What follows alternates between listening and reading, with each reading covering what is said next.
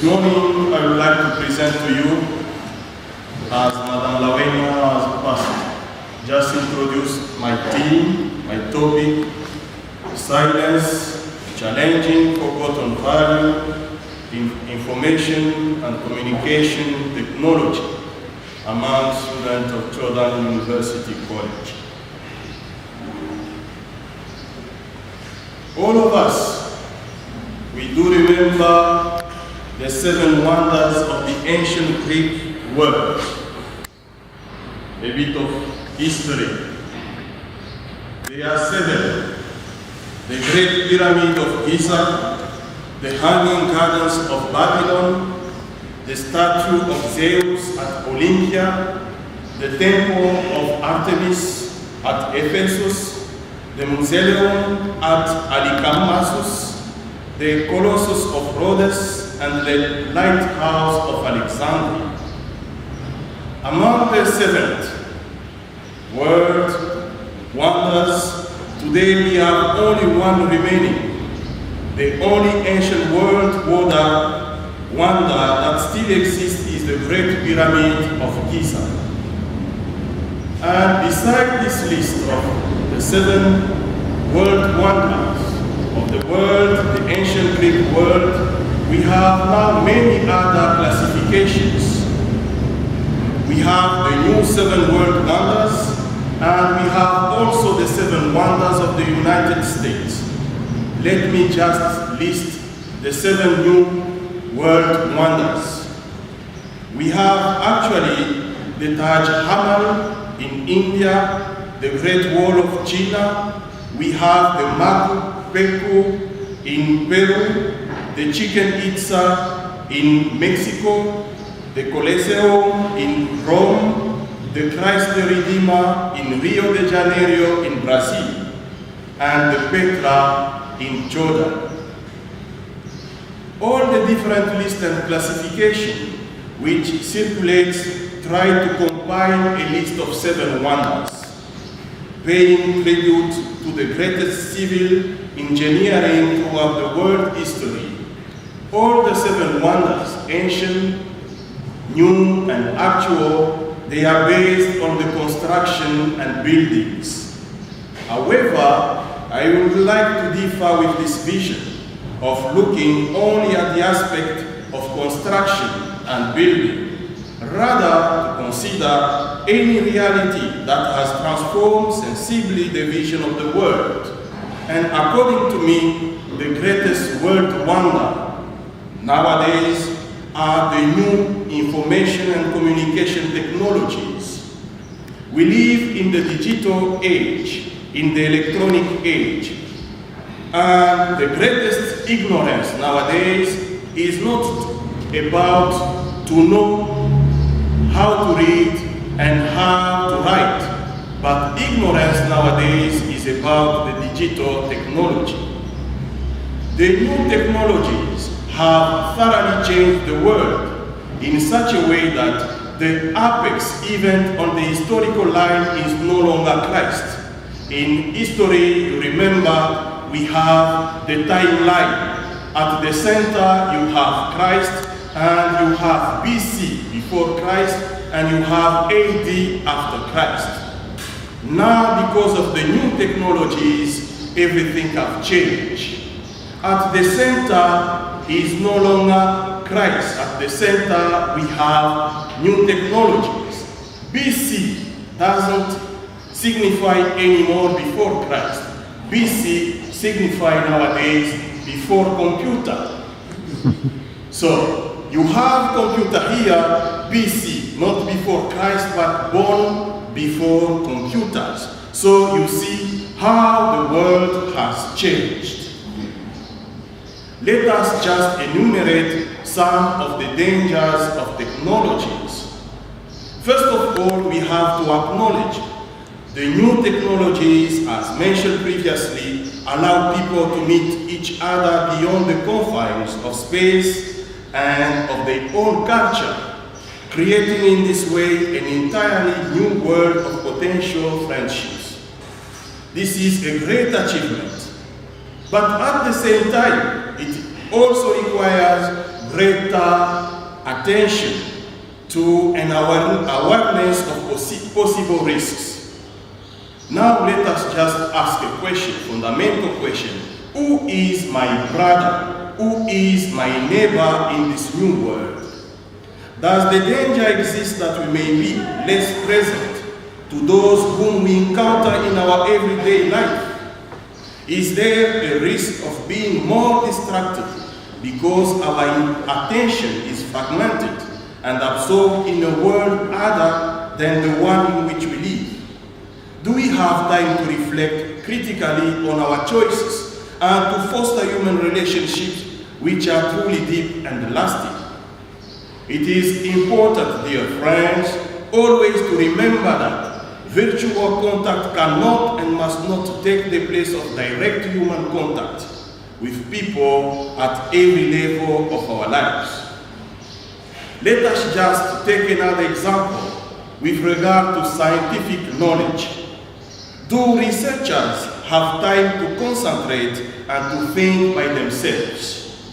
Are students capable of generating original thinking or finding time to critical thinking? Are they not simply slaves of cut and paste, slaves of Google, slaves of Wikipedia? Do students or even lecturers have time for genuine researchers? Or have they simply been captured by the powerful Google? Do we still exercise freely our critical thinking before the huge and sometimes unwilled and unchosen digital world? What to do to get rid of Google spirit and develop a more critical mind in our students? Is there still any genuine assignment which is not a product of www? Worse enough, a good numbers of students think that whatever is produced by www or Google is true. How often do we hear, "I took it from the internet," a student saying, "I took it from the internet. I read it in the newspaper. I watched the television. I heard it from the radio." As if whatever you find from internet, newspaper, it is true. In fact, when someone looks objectively and critically at the new digital technologies, he or she will not fail to point out some dangers, such as, we have some dangers. The total loss of privacy, as we heard yesterday. We have lost also the sense of tranquility. We don't have anymore. We are facing also another danger, isolation. And another danger, the death of human interaction. And the increase in technology-related illness. So many people now fall sick because of the use of the internet and new technologies. But with regard to my theme today, the danger, the absence of silence. The biggest threat comes from lack of silence. It is awful that people cannot even stand to be silent around each other anymore. Everything is awkward. Our busy, ultra-technological age has made us even sicker. We live in a world with a powerful aversion to silence, with an anxiety of not having something to do, something said, or anything to say. Silence is feared and equated with emptiness. When you keep silence, it is emptiness. It is meaninglessness. It is nothingness. Silence is regarded as a sort of sin nowadays, and it has to be filled with a lot of gossip and sound bites. Is it possible nowadays to understand the importance of silence in a world where noise in all its forms never ceases? Is this a new situation in modernity? with its media, TV, Facebook, Twitter, Viber, Instagram, email, Skype, WhatsApp, and internet? Or has this noise always been a characteristic of the world? How can silence then be a value in the communication process? Knowing that silence and communication and silence, from the very etymological meaning, they seem to exclude each other. They seem not to match together. They seem to oppose each other, and they seem contradictory. Some will even say, silence and communication, they look like day and night. While communication requires the use of sounds and sign, silence is characterized by the absence of sound or noise. How can then silence become a value in communication? Though they seem in contradiction and in opposition to one another, silence is actually an integral element of communication. It is true. On one side you have communication, you have to use sound, noise, gestures. On the other side you have silence, which is just the opposite of communication. How then silence can match together with communication? And we affirm, our hypothesis is that without silence there is no communication. They should match together. Let us now have a look to our situation, Jordan University College. First of all, worldwide situation. In the present world, to remain silent means actually you have forgotten to do something which was supposed to be done at that precise time. In other words, silence means you do not know what to do at this precise moment, and that is why you keep quiet. Silence is a sign of laziness. In order to avoid it, it has to be necessarily filled with something. Be it a word, a sound, a dance, a song, or be it a gesture. Why is it so? Are human beings unable to stay silent in general, and JUCO students in particular? I assume that without silence, we are missing the true precious moment of personal encounter with oneself. And it is only in silence that you will be able to ask yourself fundamental questions such as, who am I? What am I? Where am I? Why am I? How am I? And this question cannot be answered by using digital means. This question can be answered only in the silence of mind and heart. Who am I? How am I? Where am I?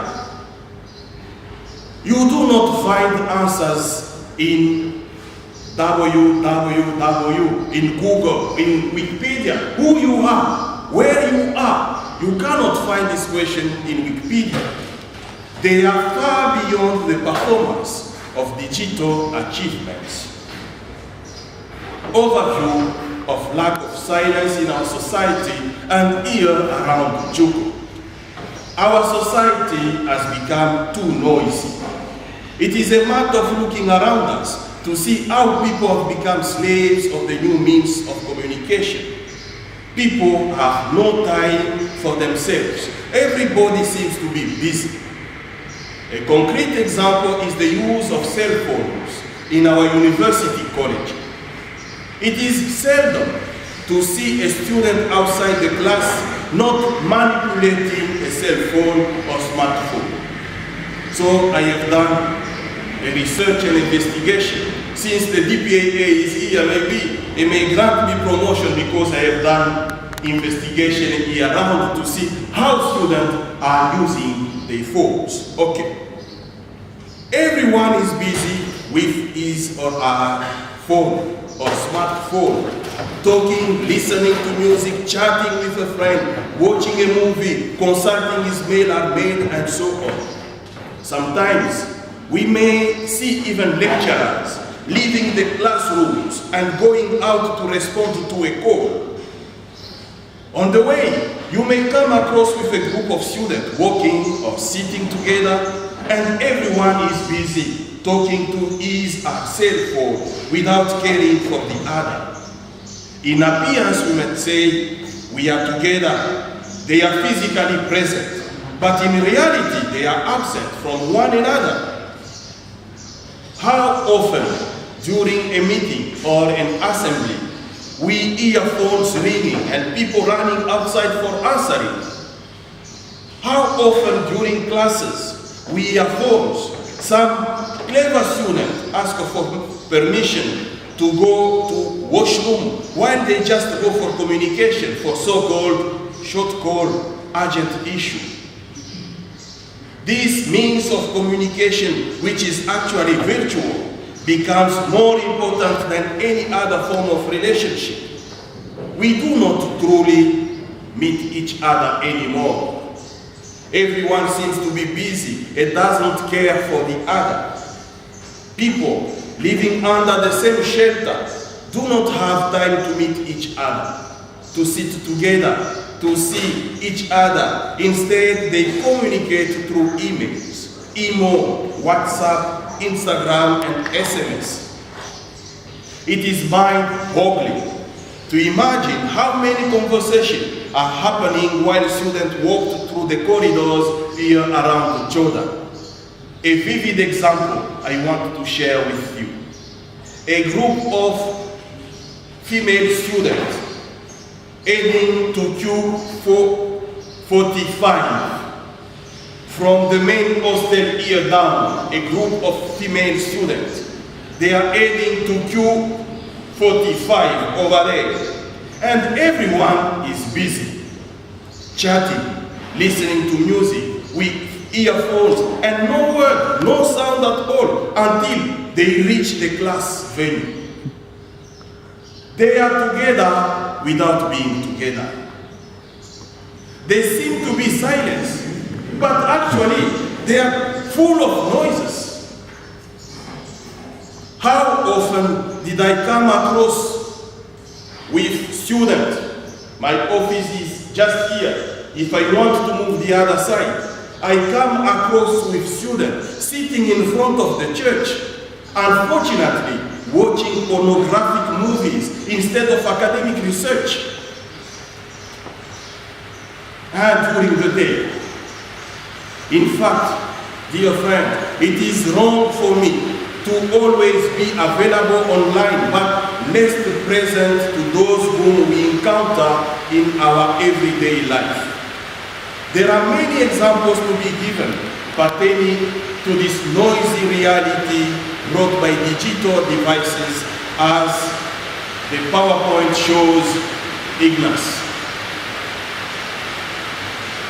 I would like to show you just some images to show I am not against the positive, the achievement of the new technologies, but let us just point out some challenges.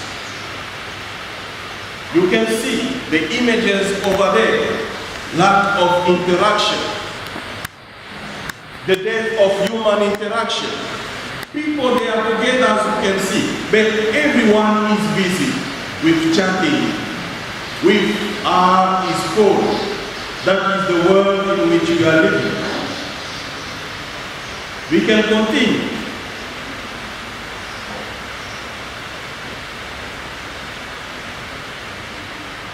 You can see people also sitting together here. What are they saying? They are sitting together without being together.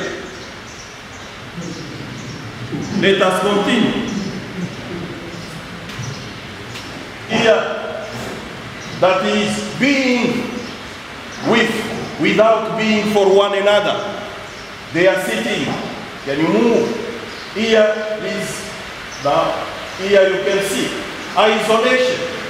Everyone is busy and isolated in the world we are living now. We can keep God on and see the reality in which we are living. But let me just give you another example. I remember a true story of a sick friend of mine who once went for a checkup to a physician doctor. Instead of dealing with the sick person, the physician was busy responding to the different calls of his friend. You know, you are sick, you go to see the doctor, he's busy giving some directives. Please, you can take Panadol and so on. But while the sick man is there, laying on bed, and whenever he came back to my friend, he said, sorry, you know, nowadays we are so busy, friends are calling. And he starts consulting my friend, then there is a call. He leaves my friend, he goes and he starts talking.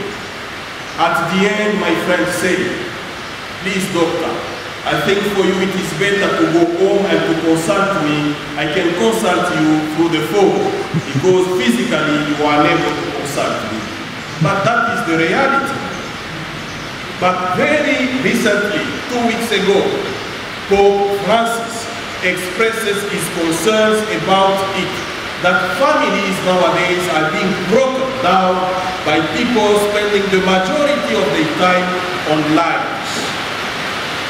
Technology, he says, is very good, but just when you eat, just especially when you are with your family, with your friends, just put your phone aside for half an hour and enjoy your meal, enjoy the friendship with your family. Pope Francis has urged the youth to get off the phone during family meals, warning the depth of face-to-face conversation. When we are at the table, when we are speaking to others on our phone, it is the start of war, because there is no dialogue. When you eat, please get rid of the phone, the smartphone, so be there with others. Now, what can we do? Silence is the integral part of communication. For me, dear friends, Joseph Ratzinger, the entire Pope Benedict XVI, is a great scholar for our time. He is a great thinker. Regarding our topic, we admire him as a scholar of science. A good communicator is the one who knows how to use proper science as a great value. A good communicator is the one who knows how to integralize science. Word and silence, silence and communication are two faces of the same coin. You cannot separate them, they are together. From the silence, one learns how to speak. The weight of the word springs up from the depth of the silence. Instead of excluding each other, word and silence, silence and communication, they need to work together in order to make communication more communicable. As he said again, when word, communication and silence become mutually exclusive, communication breaks down, either because it gives rise to confusion, or because, on the contrary, it creates an atmosphere of coldness.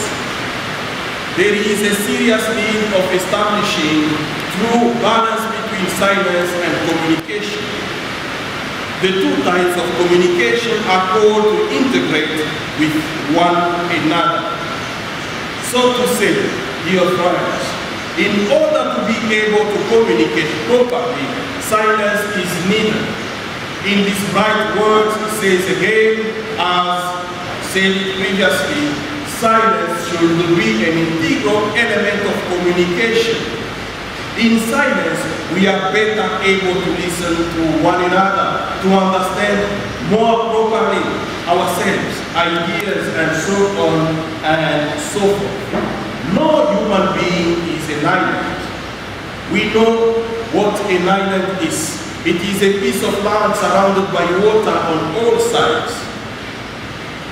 In other words, it is not linked to the main line, it stands by its own. We people are not like this. We do not stand on our own. We are linked to many others. Communication is meant to help us to be one with others. Why silence is golden? The reason why we should ask the question and encourage students of JUCO to explore silence space is because it is only in silence that you get self-reflection. And self-reflection is very important. As I said, you don't find the metaphysical question in Wikipedia. Remember the famous statement of the French philosopher Blaise Pascal. He said this: the heart has its reason, that reason doesn't know. And then they asked Blaise Pascal, what do you mean by saying the heart has its reasons, that reason doesn't know? And he continued by saying, reason can come to know it only in silence. Only in silence you come to know your own reason. Please, silence, speech is silver, silence is golden. To conclude, dear friends, I wanted to share with you on the strength of silence in information and communication technology. My paper aimed at emphasizing what Joseph Ratzinger pinpoints. Silence is an integral part of communication. Create an appropriate environment, a kind of ecosystem that maintains a just balance between silence, words, images, and sound. And silence is a priority, a urgent necessity if we aspire to genuine information.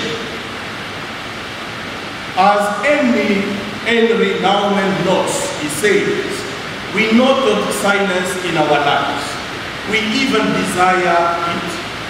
But when we enter into silence, we encounter a lot of inner noises, often so disturbing that a busy and distracting life seems preferable to a time of silence. So, when you keep silence, there are two disturbing noises present which come to visit us.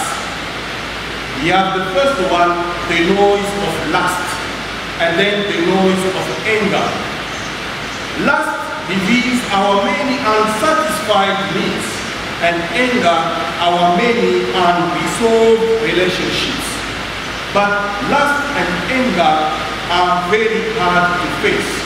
Because we cannot face anger, we cannot face lust. That is why we get now, we have to transform, to change, to replace that silence in our hearts with sound, with dance, with noise.